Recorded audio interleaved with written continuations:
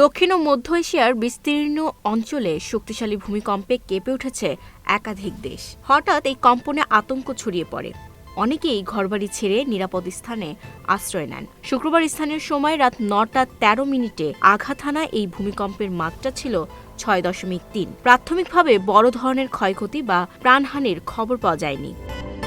জানা যায়, ভূমিকম্পটির উৎপত্তিস্থল ছিল হিন্দুকুশ পার্বত্য অঞ্চল, যা আফগানিস্তানে অবস্থিত। এর গভীরতা ছিল ভূপৃষ্ঠ থেকে প্রায় ১৭০ কিলোমিটার। কম্পন অনুভূত হয় পাকিস্তানের রাজধানী ইসলামাবাদ সহ পাঞ্জাব, খাইবার পাখতুনখোয়া, গিলগিট, বাল্টিস্তান ও আজাদ জম্মু কাশ্মীর অঞ্চলে। একই সঙ্গে ভারতের রাজধানী নয়াদিল্লি সহ হরিয়ানা ও জম্মু কাশ্মীর এলাকাতেও ভূমিকম্পের ঝাঁকুনি অনুভূত হয়েছে। এছাড়া কাবুল সহ আফগানিস্তানের বিভিন্ন এলাকাও কেঁপে ওঠে।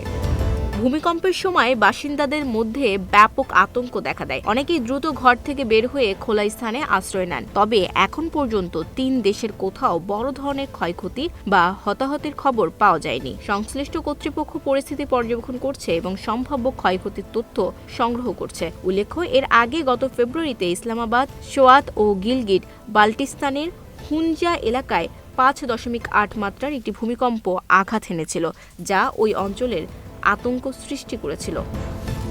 Desk report, news flash 71।